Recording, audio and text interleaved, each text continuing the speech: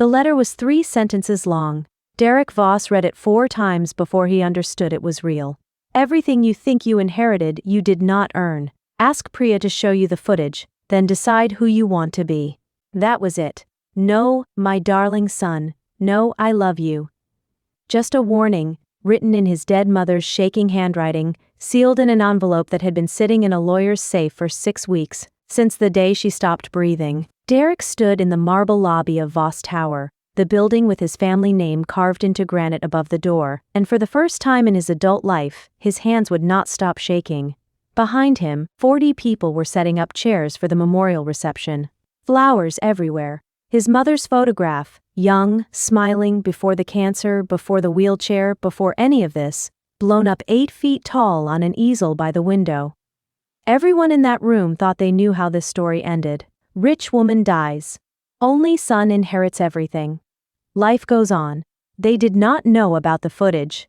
They did not know that 6 months before she died, Eleanor Voss had quietly rebuilt her entire estate plan around a night shift hospice aide named Mara Delgado, a woman Derek had spoken to maybe 11 times in his life, and every single time, he had spoken down to her. They did not know that a lawyer named Priya Chen had a lock drive on her laptop containing 18 hours of security footage that told the real story of the last year of Eleanor Voss's life. A story about a lost wallet, a stranger at a pharmacy, an unlocked drawer of cash, and a woman lying about her identity in a hospice bed, just to see what her own family would do when they thought nobody was watching. Derek folded the letter and put it in his jacket pocket, right over his heart, where it suddenly felt very heavy. Mr. Voss? Priya was standing in the doorway, holding a laptop against her chest like a shield. Her face was doing something careful and controlled, the face of a lawyer who has known a secret for a very long time, and has finally run out of reasons to keep it. Your mother left instructions she wants everyone to see something today, before the will is read. Derek looked past her, out at the crowded room, at his mother's enormous smiling photograph. See what? He asked. Priya didn't answer right away. You should sit down, she said. This is going to take a while to understand. Before we begin, don't forget to like and subscribe to Amazing Folktale, but only if you genuinely connect with this story. Hype up the video. Also, let us know where you're watching from and what your local time is in the comments below. I love seeing how these stories connect people from all around the world. Let's get started. Mara Delgado had not slept more than 5 hours a night in 11 years. She worked the overnight shift at Riverside Hospice because the night shift paid $2.50 more an hour and nobody else wanted it, and $2.50 an hour was the difference between paying her mother's medication bill and not paying it. She was 29 years old. She had wanted to be a nurse once, a real one, with a degree and a badge that said RN instead of one that said Certified Nursing Assistant. She had gotten through 2 semesters before her mother's diabetes turned into something worse, and the money for school became the money for insulin, and that was simply how it was. Mara did not talk about the nursing degree anymore. She had folded that dream up small enough to fit somewhere she didn't look at very often. What she did instead was walk the same dim hospital corridor every night from 11 to 7, checking on people who were, in one way or another, dying. She adjusted pillows. She held hands that nobody else came to hold. She learned the names of grandchildren who never visited, and repeated those names back to patients so they'd feel, for a moment, less alone. She had been yelled at, cried on, thanked, forgotten, and, once, spat at by a confused patient who thought she was someone from his past. She never once made a patient feel like a burden. She was, by every meaningful measure, poor. Her apartment had a leak in the ceiling above the stove that the landlord had promised to fix for 8 months. She ate the same 3 meals on rotation because they were cheap and filling. She had not bought herself new shoes in 2 years. But there was one thing about Mara that no test, no camera, no stage stranger with a fake declined credit card could manufacture, because it wasn't a performance. When she found money that wasn't hers, she gave it back. When someone needed help and there was no one watching and no reward coming, she helped anyway. It wasn't a virtue she practiced. It was simply who she was, the way some people are naturally left-handed, or naturally afraid of heights. She had never once, in 11 years of walking past unlocked drawers and unattended purses, and people too sick to notice what was missing, take in anything that wasn't hers. She did not know that this fact about her, the quietest, most private fact about her, was about to be tested more thoroughly than any job interview or background check ever could. On the night everything began, Mara was assigned a new patient. Room 214. An elderly woman, recently admitted, terminal difficult family situation, the intake notes said, in the careful, vague language hospitals use when they mean the family barely visits. The woman's name, according to the chart, was Eleanor. Mara had no idea that the last name on that chart was Voss. She had no idea that this frail woman with sharp, watchful eyes owned 12 buildings in the city, including the one Mara sometimes walked past on her way to the bus stop and thought, imagine having that much money. All Mara saw, walking into room 214 for the first time, was a tired old woman who looked like she hadn't been asked a real question in a very long time. Can I get you anything? Mara asked. The old woman studied her for a long moment, the way you'd study a stranger you suspected you might need to remember later. Just talk to me, Eleanor said. Nobody talks to me anymore, they just check boxes. Mara smiled and pulled up a chair. She had no idea she had just failed to check a box and pass the first test of her life. To understand why Eleanor Voss spent the last year of her life lying to almost everyone she loved, you have to understand what was taken from her 40 years earlier, because everything she did in that hospital bed, every staged wallet and hidden camera and quiet test, traced back to one afternoon in a lawyer's office when she was 38 years old, and freshly widowed. Eleanor had married young to a man named Walter Voss, a shipping yard foreman with big hands and bigger plans. Together they had built something out of nothing. First one warehouse, then a fleet of trucks, then a company, then an empire nobody in their working-class families had ever imagined possible. Eleanor was not a decoration in that marriage. She kept the books herself. She caught the accounting errors nobody else noticed. She was, by trade and temperament, a forensic mind long before she had the money to hire people to be one for her. Walter died suddenly of a heart attack at 51. And in the chaos of grief, Eleanor made one mistake she would spend the rest of her life correcting. She trusted her husband's younger cousin, a smiling, generous-seeming man named Robert, to help settle the estate. Robert brought her coffee every morning that terrible month. Robert cried at the funeral louder than anyone. Robert told her, again and again, that he only wanted to make sure she and her son were taken care of. It took Eleanor 3 years to discover that Robert had quietly falsified transfer documents and moved 11% of the company's shipping contracts into holding companies with his own name buried 3 layers deep. By the time she found it, buried in ledgers only she had the patience and the training to actually read line by line, the money was gone, spent, laundered into real estate Robert had already sold. He never went to prison, there wasn't enough left to prosecute meaningfully, and Eleanor, exhausted and grieving and raising a young son alone, didn't have the strength for a decade-long legal war. What she learned instead, and never forgot, was this: the people who passed every visible test of kindness, the ones who cried the loudest and hugged the longest and said all the right things in front of a room full of witnesses, were sometimes exactly the people who would take everything the moment nobody was looking. She raised her son, Derek, alone after that. She built the company into something 10 times larger than what Walter left behind. She never remarried. And somewhere in the process of surviving betrayal, she became someone who watched people the way she'd once watched ledgers, for the one number that didn't add up. By the time she was 78 and dying of the same cancer that had taken her own mother, Eleanor Voss had one unfinished piece of business left in the world, and it was not her fortune, it was her son. She loved Derek. That part was never in question. Not for one single day, no matter what came later. But she had watched him grow into a man who was charming in every room with a camera in it, and something colder in every room without one, and she could not, in good conscience, hand a lifetime's worth of hard-won money to someone without knowing, really knowing, not hoping, not assuming, who he actually was underneath the performance. So she did the only thing a forensic mind knows how to do when it doesn't trust the numbers on the surface. She decided to audit her own son. And because she needed a control, someone to test the same scenarios against, Someone whose reactions would tell her what a real, uncoached, unrewarded kind of goodness actually looked like. She needed a second subject. Someone who had no idea she was rich. Someone with nothing to gain by performing. That was how Eleanor Voss ended up, disguised in a hospice bed under a plain first name, quietly studying the night shift aide who talked to her instead of checking boxes. Derek Voss was, in almost every photograph, smiling. He smiled at the charity galas his mother's company sponsored. He smiled in the magazine profile that called him the next generation of Voss Group leadership.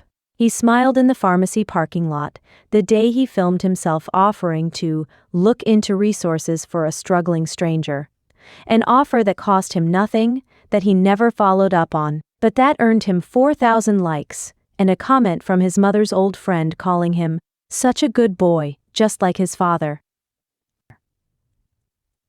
Derek was 34 years old, and he had never, not once in his adult life, needed to worry about money in a way that changed his behavior.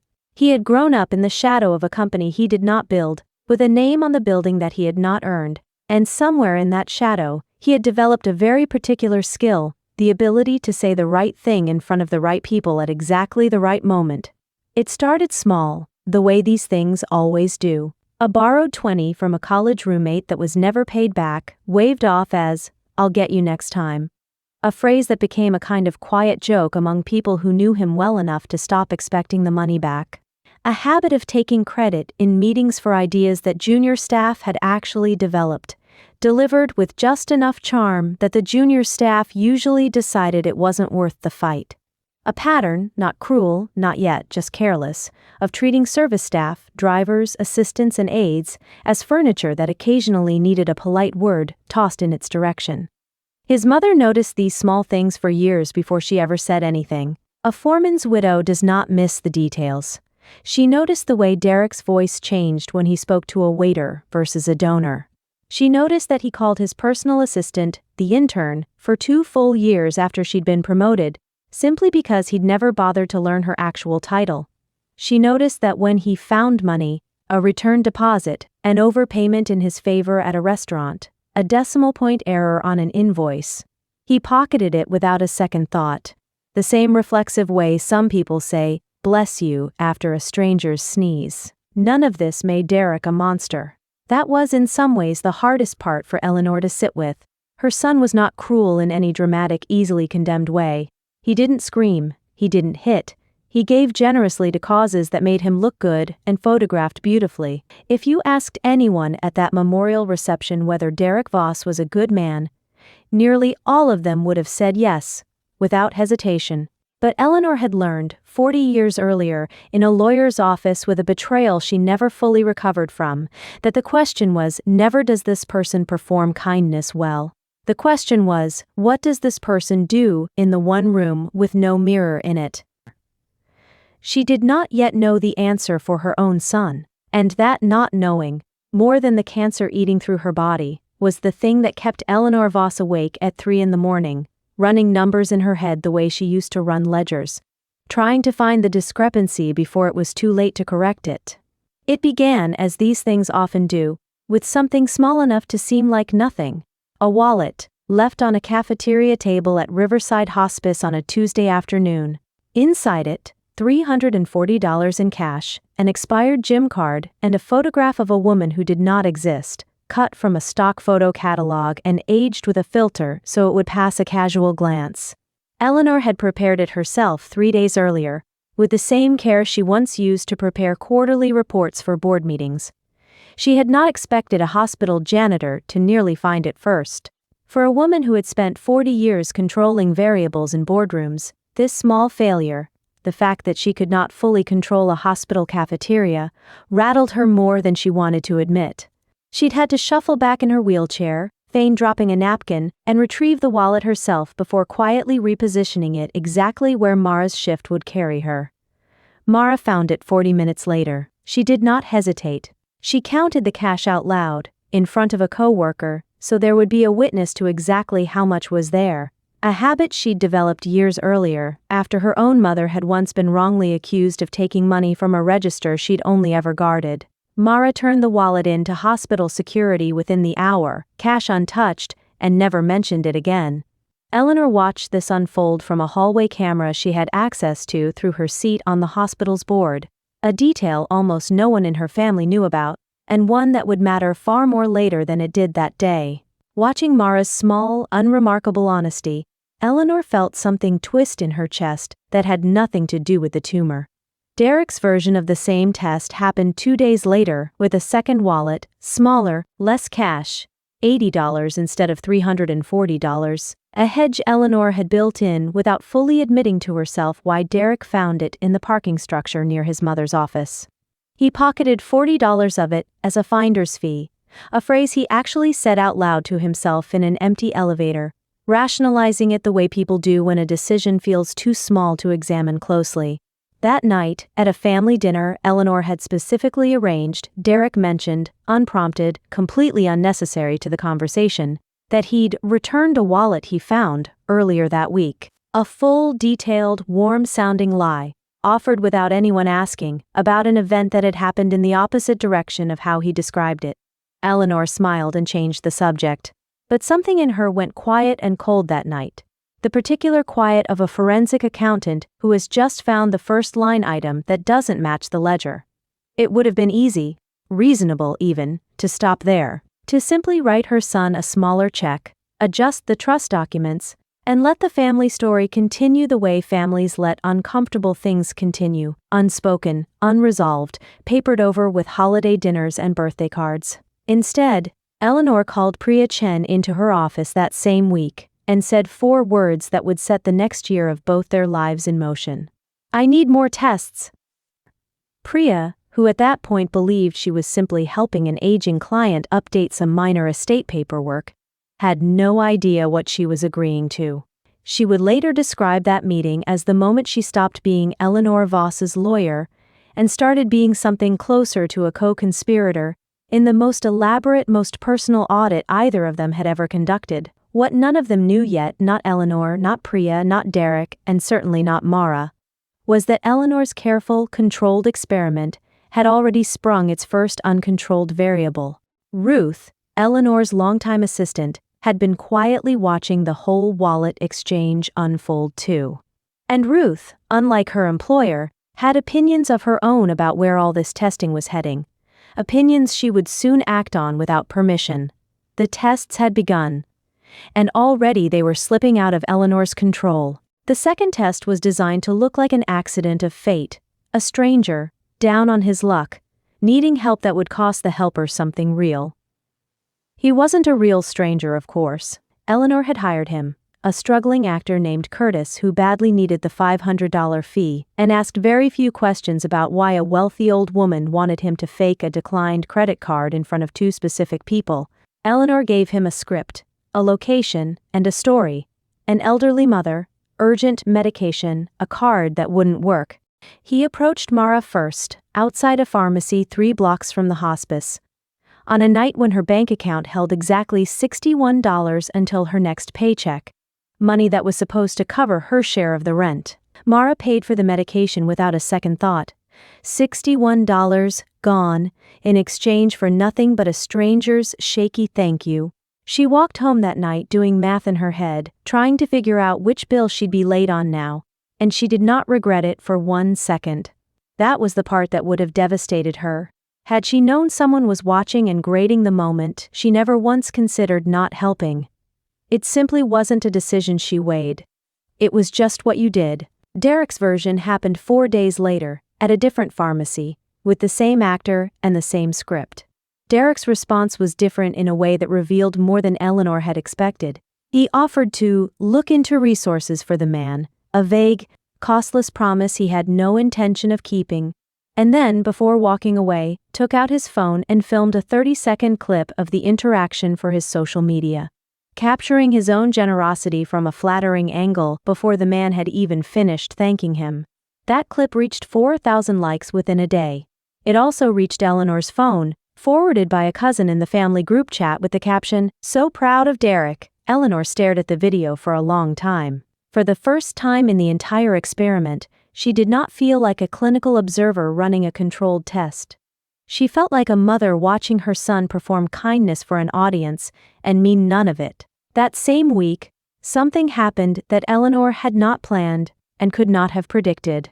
Curtis, the actor, uncomfortable with how real Mara's kindness had felt against how fake his own performance was, broke character slightly during their interaction, thanking her with an intensity that didn't match the transaction, an intensity that stayed with Mara afterward as a small, nagging wrongness she couldn't name.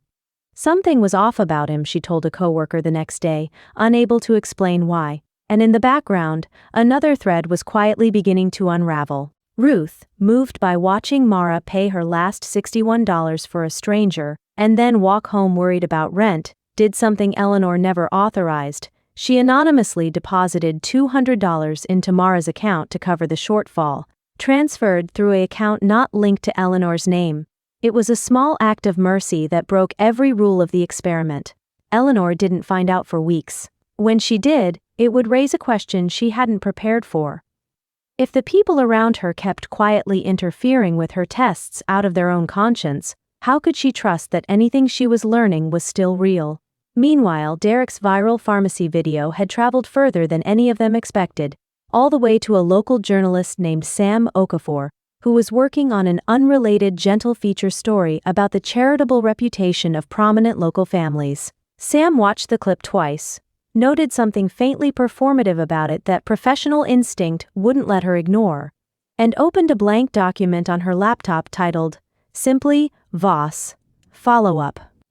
None of them knew it yet, but two separate investigations, one run by a dying mother with a hidden camera, and one about to be run by a journalist with nothing but curiosity, were now on a collision course. By the fourth month, Eleanor's tests had grown more dangerous, not to Derek and Mara's bodies, but to something harder to repair, their trust. She designed a test with no camera and no possible reward. The purest version of the experiment she knew how to build, disguised in a wig and a wheelchair, posing as a random patient in the ward next to her own real room, a deception maintained with the help of two hospital staff members she'd quietly compensated. Eleanor asked Mara for a late-night favor near the end of a 14-hour shift, simply, "Please, don't leave me alone tonight. I'm afraid." Mara stayed an extra unpaid hour. She held the disguised woman's hand and talked to her about nothing in particular, her mother's garden, a television show, anything to fill the silence. Because the woman said she was afraid of dying alone, and Mara had decided a long time ago that no one should have to be afraid of that if she could help it. By pure accident, a security camera meant for the neighboring room caught the entire hour on tape. Nobody had planned it. It would turn out to be the single most important piece of footage in the entire year. Proof, later, of something no stage test could have manufactured, because Mara had no idea anyone would ever see it. Derek's version of the same test, that same week, was smaller in scope and larger in consequence. Hospital staff, following Eleanor's arrangement, asked him to visit a lonely patient for 20 minutes, an actual elderly patient, not a plant, someone with no family who genuinely wanted company. Derek canceled twice. When he finally showed up, he spent almost the entire visit on his phone. Still in disguise from the next bed, Eleanor asked him directly, "Do you think anyone's watching you right now?" "No," Derek said, and visibly relaxed, his shoulders dropping, his attention returning fully to his phone. Settling into an openly dismissive rudeness he would never have shown in front of a single witness who mattered to him. It was, in its quiet way, the most devastating moment of the entire experiment so far. Eleanor removed her wig in the parking lot that night and sat in her car for 11 minutes before she could make herself drive home. Walking to that car for the first time, her legs had genuinely failed her for a few seconds, a private, frightening reminder that whatever time she thought she had left to finish this audit of her own family, she likely had far less. The tests were no longer just measuring Derek and Mara, they were racing a clock only Eleanor could hear ticking, and the variables were multiplying. Mara, sharp enough to notice patterns even exhausted, began to sense that too many strangers were needing help in her orbit lately, a wallet, a pharmacy, a lonely stranger in a hospital bed. What had felt like ordinary bad luck for others started to feel, to her, less like coincidence and more like being watched. She confronted Ruth directly, asking if something strange was going on. Ruth denied it so unconvincingly that Mara walked away more certain than ever that someone, somewhere, was pulling invisible strings around her life. Derek, separately, received an anonymous tip, sent by Ruth, without Eleanor's knowledge or permission, informing him plainly, "Your aunt is testing people for the will." It should be corrected here that Derek was, by the family record, Eleanor's son, though the tip Ruth sent referred to her carelessly as your aunt, a small mistake in a text sent in a rush of guilty conscience. The mistake didn't matter, the information did. Overnight, Derek stopped being an unknowing subject and became a knowing one. And a knowing subject, Eleanor would soon discover, was a far more dangerous thing to test than an unknowing one. Everything changed the week Mara decided she was done wondering and started demanding answers. She found Eleanor alone in her hospital room. Not disguised this time, but wearing her own name on her wristband, the one Mara had somehow never fully registered before, because who reads a wristband on a woman you've talked to 100 times? "Is it true?" Mara asked, standing in the doorway, arms crossed, exhausted in a way that went deeper than the 12-hour shift she'd just finished. "Is somebody testing me? Is this whole thing, the wallet, the pharmacy, all of it, some kind of game?" Eleanor Voss, forensic accountant, widow, mother, billionaire, looked her night shift aide directly in the eye and lied. "No," she said, "I don't know what you're talking about." It was, without question, the most morally compromised thing Eleanor did in the entire experiment. And it cracked something in the audience's understanding of her, if there had been an audience watching in real time. She was no longer simply the wise, wounded judge running a clean test on two flawed people. She was, herself, capable of deceiving someone who trusted her, in the exact moment that person deserved the truth most. Mara left the room believing she had imagined the whole thing. She would not learn the real answer for months, but something else was cracking open at the same time, on a different floor of the story entirely.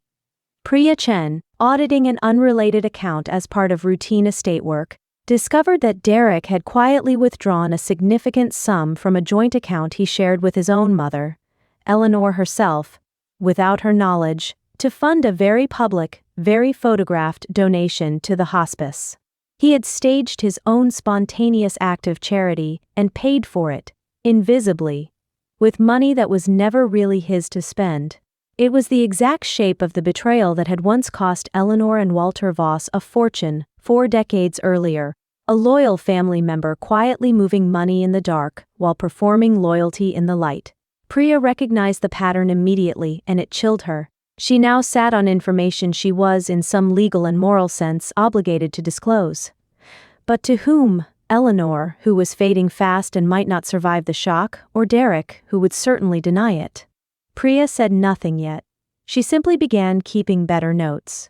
It was in this same period that Eleanor, rattled by how close her own experiment was coming to falling apart, made her first, true strategic error. Sensing a journalist, Sam Okafor, circling closer to the family with uncomfortable questions about the Voss name, Eleanor agreed to a sit-down interview meant to control the narrative before it spiraled. During that interview, Sam mentioned, almost in passing, that hospital records showed unusual camera access requests filed under Eleanor's name over the past several months. Eleanor's face, for one unguarded second, betrayed her completely. The audit was no longer contained. It had leaked past the walls Eleanor had built around it, into the hands of a professional who knew exactly what an inconsistency looked like, because that instinct, more than anything, was the one thing Eleanor Voss and Sam Okafor had in common. Everything that had been simmering for months now boiled over at once. Sam Okafor's instincts, sharpened by that flicker of fear on Eleanor's face, pulled her further into the story than she'd originally intended. She began looking beyond the wallet and the pharmacy video, and found something that had nothing to do with Eleanor's tests at all.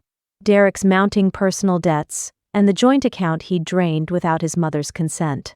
At the same time, Eleanor, rattled and increasingly desperate to protect the footage that told the true story of the year, asked Priya to handle the security recordings discreetly before they could become a liability. It was a request born from fear, not malice.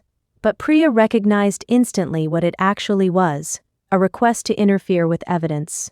Priya refused. It was the first time anyone inside Eleanor's carefully controlled operation had said no to her directly, and it fractured something between them. Eleanor, for the first time in the entire year, had no idea whether the person she trusted most with the truth was still fully on her side. Derek, meanwhile, having learned weeks earlier that he was being tested, began performing with increasing desperation, cornered by rumors he could feel building around him. Rumors about debt, about his mother's failing health, about a will that might not favor him the way he'd always assumed. He staged one final, elaborate act of generosity, funding a full renovation of a wing at Riverside Hospice, publicly announced, heavily photographed, paid for with a loan he could not realistically repay. It was meant to be his masterstroke. Instead, it became the cruelest irony of the entire story, because within days, Eleanor's own condition worsened to the point that she was moved into hospice care herself, placed by simple bureaucratic coincidence into the very wing her son was publicly claiming credit for saving. The family did not yet register the irony. The audience, and soon everyone in that memorial reception room, eventually would. It was in this same wing, working her actual shift, that Mara Delgado was finally assigned as Eleanor's real aide. No disguise, no fabricated identity, for the first time in the entire experiment. Standing at the foot of the bed, reading the chart, seeing the full name for the first time, Eleanor Voss, Mara finally understood. Every strange coincidence of the past several months collapsed into a single, furious realization. The wallet, the pharmacy, the stranger asking her not to leave her alone at night. All of it had been this woman. All of it had been a test, and Mara had never once consented to being part of it. She confronted Eleanor that night, voice shaking with an anger she rarely let herself feel. "You used me," Mara said. "For months. I trusted you. I sat with you because I thought you were scared and alone. And the whole time you were... what, grading me?" It was the emotional low point of the entire story, the moment the audience, and Mara herself, briefly turned against the very woman who had been about to reward her with more than she could imagine. Eleanor, out of time, out of strength, and finally out of the will to keep lying, did the only thing left to do. She told Mara everything. The truth came out in pieces, the way it always does when someone has spent a lifetime protecting it. Eleanor told Mara about Walter, about Robert, the cousin who cried loudest at the funeral and stole quietest in the years after, about the ledgers she'd taught herself to read line by line, looking for the one number that didn't match, and about how that skill had become, over 4 decades, the only language she trusted anymore. "I didn't test you to catch you being bad," Eleanor said, her voice thin, threaded through with the effort it now took just to speak. "I tested you to see who you were when you thought it didn't matter. I did the same thing to my son. I am so sorry it cost you money you couldn't afford to lose, and a friendship at work, and a job you nearly lost for doing the right thing when a coworker was stealing, and you were the only one who said something." Mara sat very still, absorbing all of it.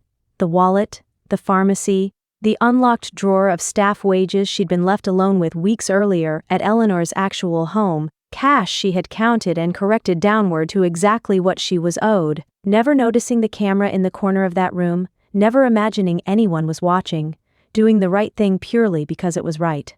While this conversation was happening in a hospice room, in a lawyer's office across the city, Priya Chen made a decision of her own, legally bound to protect Eleanor's current unsigned intentions rather than any earlier draft of the will. Priya began quietly assembling every piece of evidence the year had generated: the accidental security footage from that first late-night favor, the pharmacy video, the bank records Sam Okafor had independently uncovered, and, most importantly, footage from Eleanor's own home, capturing the moment Mara corrected the drawer of cash in her own favor downward, instead of taking what wasn't hers. Priya also discovered something Eleanor had never told anyone, not even Priya herself. A locked file in Eleanor's home office labeled with the name of Priya's own late husband. It would take Priya weeks to understand why, but the discovery cracked open something enormous. Eleanor's tests, it turned out, had never been purely administrative or purely about Derek and Mara. They were personal, in ways that reached further into the people around her than anyone yet realized. Sam Okafor's investigation, running on its own separate track, finally published. Not the story of Eleanor's elaborate tests, which Sam still did not fully understand, but the story of Derek's mounting debts, and the joint account he had drained from his own mother without her consent. It was a devastating public embarrassment, arriving at the worst possible moment, days before Eleanor's health took its final, sudden turn. Cornered by the exposure, and by the growing certainty that his mother might die before finalizing any updated will, Derek made the single worst decision of his life. He went to Priya and tried to pressure her into pushing through an older draft of the estate, one written years earlier, before any of the testing had begun, one that favored him completely and made no mention of Mara Delgado at all. "She's not going to wake up again," Derek told Priya, his voice low and urgent in her office. "You know that. The old will is still legally valid, just process it. Nobody needs to know about any of this." Priya looked at him for a long moment. "I know exactly what's legally valid," she said. "And it isn't that." Eleanor Voss woke once more. It was not expected. Her doctors had told the family to prepare for the end days earlier, and yet on a quiet Thursday evening, with Mara sitting beside her, not on shift, not being paid, simply there because she had chosen to stay through the night with no will, no money, and no audience, the purest and most unwatched act of the entire year, caught only by a hallway camera nobody had thought to check. Eleanor's eyes opened. She learned, in the space of a few whispered minutes, exactly what her son had tried to do while she was unconscious, and exactly what Mara had done instead. What happened next took place in front of Priya and a hospital witness, deliberate and clear-eyed enough to close any legal ambiguity forever. Eleanor Voss, in her own voice, updated her final instructions. 2 days later, she died. The public reveal that followed was nothing like the dramatic scene a lesser story might have promised. There was no courtroom, no shouting, just a conference room at the Voss Group headquarters. Family and hospice staff gathered quietly, the same room where, weeks earlier, no one could have imagined the truth that was about to surface. Priya stood at the head of the table with her laptop open. "Eleanor left very specific instructions," she said. "She wanted everyone here to see this before the will was read. Not to punish anyone, her words, to help everyone understand why." The footage played in order, the wallet on the cafeteria table and Derek's hand slipping 2 20s into his own pocket, the pharmacy, and Mara's last $61 disappearing into a stranger's hand without a flicker of hesitation, followed by Derek's phone rising to film his own generosity from a flattering angle. The unplanned hour, caught by a camera meant for another room, of Mara sitting through the night with a woman she believed was a frightened stranger. The unlocked drawer of cash at Eleanor's home, and Mara's hands counting it twice, correcting the total downward, taking only what she was owed. And then, the final piece, recorded that same week, quietly, by Priya's own request, in Priya's office. Derek's voice, low and certain, telling her that his mother was not going to wake up again, that the old will was still valid, that nobody needed to know. The room was silent in a way rooms rarely are. Derek sat very still, his face doing something none of the assembled family had ever seen it do before. Not performing, not managing an audience. Simply and completely exposed. "You knew," Derek said finally, his voice cracking, directed at Priya. Though everyone understood he was really speaking to the woman in the photograph on the easel by the window.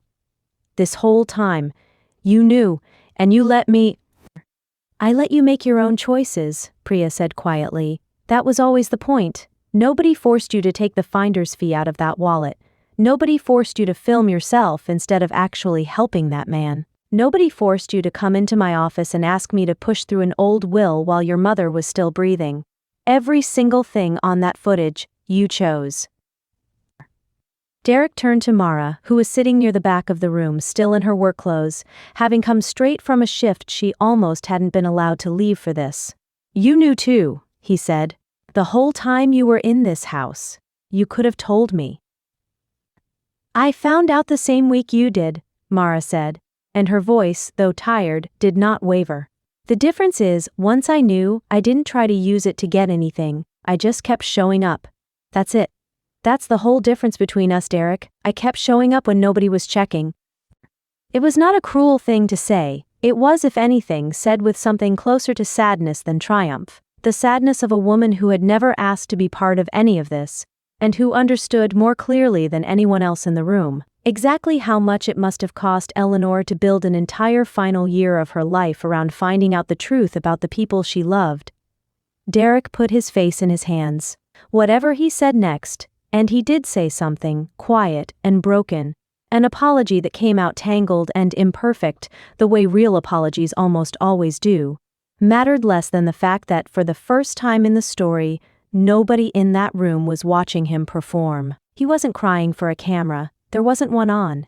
He was simply a man confronting for the first time without an audience to manage, exactly who he had chosen to be when he thought it didn't matter. Priya let the silence sit before she spoke again. "There's one more thing," she said. "A letter. Eleanor wanted it read after the footage, not before." She opened the second document. Priya read Eleanor's final letter aloud, and the room listened the way rooms listen when they finally understand what an entire year has actually been about. "I didn't test you to catch you being bad," the letter began. "I tested you to see who you were when you thought it didn't matter. Derek, I loved you before I started watching, and I love you still. But I built this house once with a man who thought kindness performed was the same as kindness lived. And I will not build it again." The will that followed was not the fairy tale windfall Mara had never once expected or asked for. Controlling interest in the estate went to her, but it came earmarked, deliberately and specifically, to properly fund the hospice wing renovation Derek had once tried to claim credit for while quietly draining his mother's account to pay for it. The irony, finally, landed exactly where Eleanor had intended it to. Derek was not disinherited entirely. Eleanor had made clear, in her own hand, that this was never about punishment. He received a smaller, carefully structured trust, attached to a single condition: quarterly meetings with Priya, reviewing his finances, an inheritance shaped like accountability instead of either reward or punishment. It was, in its own way, the most honest gift Eleanor had ever given her son. Not money without consequence, and not abandonment, but a structure designed to help him become, slowly, the man she had always hoped he could be. The consequences did not stop at the will. Sam Okafor's earlier reporting on Derek's debts had already become public knowledge, and in the weeks that followed the reading of the will, the fuller story, the tests, the footage, the pharmacy video he'd filmed for likes while a stranger stood forgotten beside him, became public too. Told not out of cruelty, but because Eleanor's own final wish demanded that everyone, including Derek, finally understand why. Derek lost the polished public image he had spent a decade building. He lost the easy assumption held by everyone who knew him that generosity performed in public was the same thing as generosity lived in private. What he did not lose, because his mother had specifically deliberately made sure of it, was the chance to actually change, under real accountability, with real consequences attached to real choices, instead of simply inheriting a fortune and continuing exactly as he was. It was not the kind of justice that feels like fireworks. It was the kind of justice that feels, instead, like a long overdue correction finally entered into a ledger that had been wrong for a very long time, precise, earned, and entirely deserved. Months later, Sam Okafor sat across from Mara Delgado on camera, now covering the story properly, no longer chasing a puff piece but telling the real one.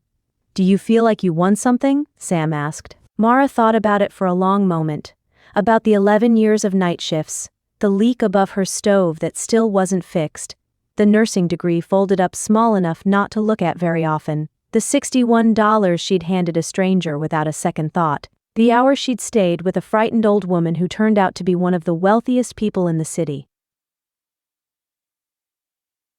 "That's the only part of any of it I'm still glad about. I wasn't performing for anyone, I was just being myself, and it turns out that was enough." The hospice wing renovation was finished that spring, fully funded, no plaque with anyone's name on it, exactly as Eleanor had specified in her final instructions. Mara still worked there. Though not the overnight shift anymore, and not for $2.50 more an hour out of desperation. She trained new aides now, and one of the first things she told every single one of them, without fully explaining why, was this: do the right thing even when nobody's checking. Someone might be, and it might matter more than you'll ever know. But even if nobody is, it's still who you are. Derek Voss, quarterly meeting by quarterly meeting, slowly became someone closer to the man his mother had once hoped for. It did not happen overnight, and it was not a clean cinematic transformation. There were setbacks. There were meetings with Priya where the old defensiveness crept back in. But there were also, increasingly, small unwitnessed moments. A returned overpayment nobody would have noticed was missing. A quiet visit to a lonely patient with his phone left in the car that suggested something in him had genuinely begun to shift. Not because a camera was watching, but because he had finally understood, in the most painful way possible, that someone always eventually is. At the very end of Eleanor's letter, after the accounting of tests and consequences and structured trusts, there was one final line that Priya almost hadn't read aloud, because it felt too private for the room. She read it anyway, because Eleanor had asked her to. I spent my whole life afraid of being fooled again. I want you all to know something before I go. I wasn't fooled by Mara. Not once. Some people are simply who they say they are, all the way down, even when no one is grading them for it. If you ever find someone like that in your life, trust them completely. I only wish I had learned to do that sooner, instead of learning at last, from a woman who never once asked me to. The room was quiet for a long time after that. Outside, the city kept moving the way it always does, indifferent to grief and to justice and to every quiet test a person runs before they're finally ready to let go. But inside that room, something had genuinely settled, not the loud, triumphant kind of ending a lesser story might have promised, but a smaller, truer one. A family, broken and rebuilt in the space of a single, terrible, illuminating year, finally understanding that the truest measure of a person was never what they did when everyone was watching. It was what they did when they were sure no one was. Moral of the story: true character is revealed not by what we do when others are watching, but by the choices we make when no one is looking. Wealth, reputation, and public praise can create the illusion of goodness, but genuine integrity comes from honesty, compassion, and selflessness that require no audience or reward. Mara never knew she was being tested, yet she consistently chose kindness, returned what did not belong to her, sacrificed her own comfort to help strangers, and treated every person with dignity. Her actions proved that real goodness is a habit of the heart, not a performance for recognition. In contrast, Derek cared more about appearances than principles, believing that public acts of generosity could hide private dishonesty. His mistakes showed that deception and selfishness eventually come to light, no matter how carefully they are concealed. Eleanor's final lesson reminds us that trust should be earned through consistent actions, not impressive words. The greatest legacy we can leave is not money or success, but a life built on integrity, humility, accountability, and genuine compassion. When we choose to do the right thing simply because it is right, we become the kind of person others can truly trust. And that is a far more valuable inheritance than any fortune.